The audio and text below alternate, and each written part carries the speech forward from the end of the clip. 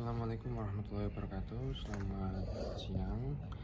Saya izin memperkenalkan diri. Saya dari Sukareza Putra dari program studi logistik minyak dan gas tingkat 4 kelas 4B dengan NIM 211450010. Jadi kali ini saya akan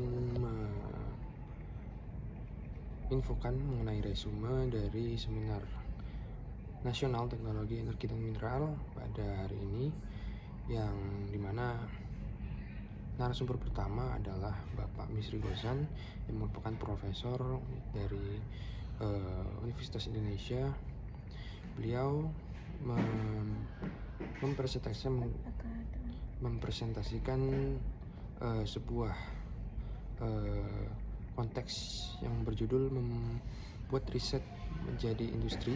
Mungkinkah membuat riset jadi industri, seperti itu. Jadi yang dapat saya ambil dari presentasi beliau, yang pertama, pada presentasi yang Bapak Misri Gozan lakukan atau yang Bapak Misri Gozan infokan kepada kita, ini adalah yang pertama itu adalah fokus pada penelitian berbasis kebutuhan bangsa kita. Jadi untuk penelitian atau riset yang dilakukan oleh akademisi maupun praktisi di Indonesia itu ditujukan untuk bangsa kita, agar bangsa kita dapat memajukan teknologi bahkan dari penelitian-penelitian tersebut sebelum dijadikan sebagai sebuah inovasi, seperti itu. Yang kedua adalah meningkatkan kemampuan menulis publikasi.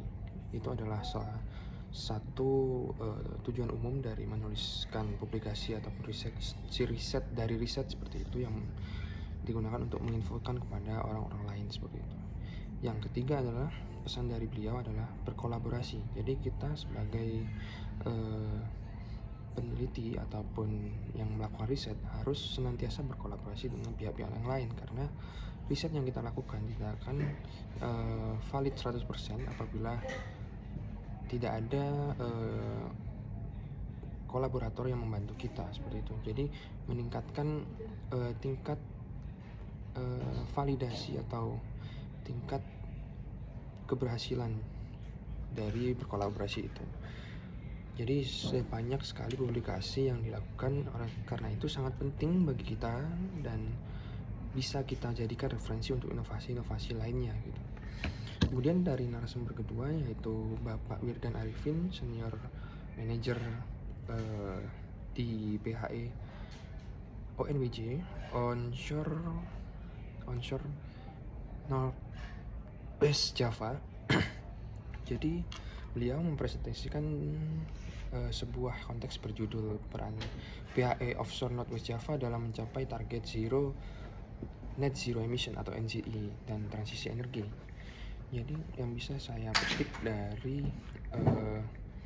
apa yang beliau sampaikan, yang pertama adalah pemenuhan energi dunia dari tahun 2022 masih didominasi oleh energi-energi fosil seperti minyak, gas, dan batu bara, serta energi mineral yang lainnya, seperti itu, hingga mencapai 80%. Tapi sekarang malah terbalik, 20%-nya adalah air, itu waktu dulu, dan 80%-nya minyak. Tapi yang sekarang adalah yang diproduksi lebih banyak adalah 80% air dan 20%-nya adalah minyak, seperti itu. Yang kedua adalah untuk konsumsi energi nasional. Kekurangan energi di Indonesia tidak dapat diatasi dengan penghematan, karena kebutuhan atau demand yang dibutuhkan oleh negara kita itu juga cukup besar. Jadi masih banyak hal-hal yang diperlukan dari energi fosil ini. Jadi tidak hanya penghematan, tapi kita harus tetap melakukan pemenuhan. Itulah tantangan untuk negara kita, seperti itu.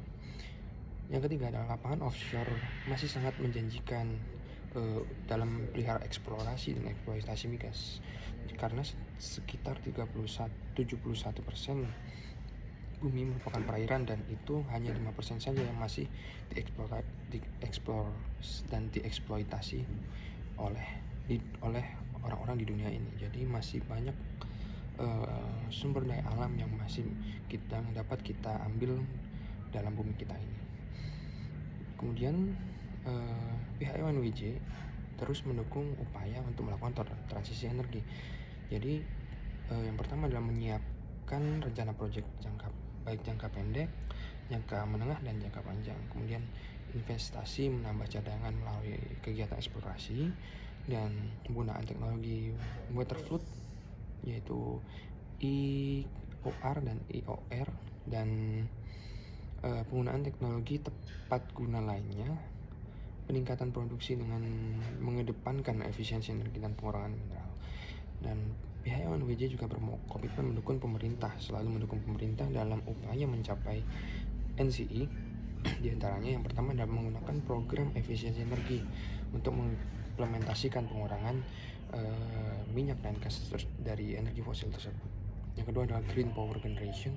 Yang ketiga adalah pemanfaatan flare melalui pemasangan ejektor zero carbon fuel melalui program biofuel B35, yaitu menggunakan biofuel agar mengurangi emisi karbon yang terjadi pada saat melakukan pengisian bahan bakar di kapal ataupun transportasi lainnya. Kemudian penggunaan solar panel untuk listrik tambahan dan nature green solution dengan penanaman mangrove sekitar 3.560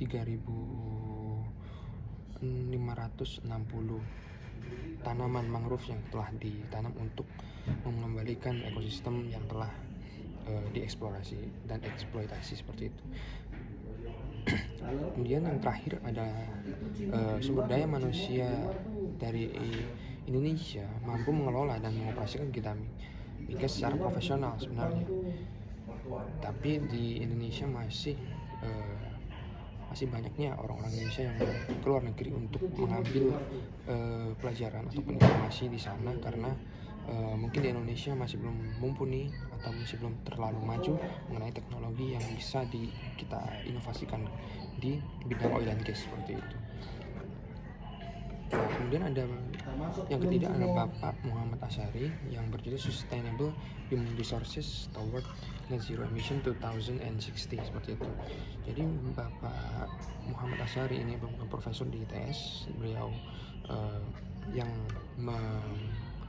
mengembangkan kendaraan transportasi listrik yang berbasis energi baru terbarukan untuk mengurangi atau untuk mencapai net zero emission itu, karena itu adalah sebuah misi dunia dalam mengurangi emisi karbon di dunia itu. Karena itu beliau mengenalkan transportasi ataupun alat yang bisa mengurangi penggunaan bahan bakar fosil di Indonesia ini khususnya. Jadi beliau bilang apabila di ITS Teknik Elektro sudah memiliki sebuah laboratorium untuk mengembangkan inovasi-inovasi mengenai energi baru terbarukan ini untuk mendukung NCI, dan kita sebagai mahasiswa ataupun peneliti-peneliti yang lain bisa untuk berkolaborasi dengan pihak-pihak terkait untuk mencapai riset dan menemukan inovasi yang dapat digunakan di Indonesia ini. Kemudian yang terakhir adalah dari Bapak Martin. Beliau menjelaskan mengenai capstone project untuk mahasiswa politeknik seperti kita. Saya sebagai mahasiswa tingkat 4 itu sudah melaksanakan capstone project, di mana capstone project itu merupakan sebuah terobosan agar mahasiswa diploma 4 itu bisa membuat sebuah inovasi dari apa yang mereka lakukan selama ini agar dapat menjadi sebuah ide untuk diperlihatkan kepada para investor-investor ataupun para company-company yang ada di masing-masing bidangnya. Seperti kita di oil and gas, kita menampilkan project yang kita kerjakan kepada orang-orang company ataupun peneliti-peneliti ataupun orang-orang yang melaksanakan riset untuk kita dapat menyumbangkan ide untuk membantu Indonesia ini mencapai net zero emission, khususnya untuk kami sebagai oil and gas industry, dan untuk hal-hal lain untuk mengurangi losses ataupun yang lain itu dalam bidang kami seperti itu. Jadi Bapak Martin ini selaku orang sebuah narasumber yang sangat bermanfaat untuk menjelaskan bagaimana pentingnya capstone project untuk kita sebagai mahasiswa politeknik di Indonesia seperti itu. Jadi dia menjelaskan juga jadi perbedaan antara politeknik dengan universitas biasa. Jadi kita itu lebih ke sebagai praktisi dan universitas sebagai akademisi. Jadi kita adalah seorang yang on field atau di lapangan seperti itu. Jadi kita membuat capstone project itu supaya kita dapat mengimplementasikan kinerja kita waktu atau teori yang kita pelajari di semasa kuliah ataupun sekolah diimplementasikan kepada dunia kerja seperti itu. Mungkin sekian yang dapat saya informasikan mengenai resume seminar pada waktu ini. Kesimpulannya, jadi semakin pesat teknologi di dunia ini, maka semakin kita harus mengejar juga.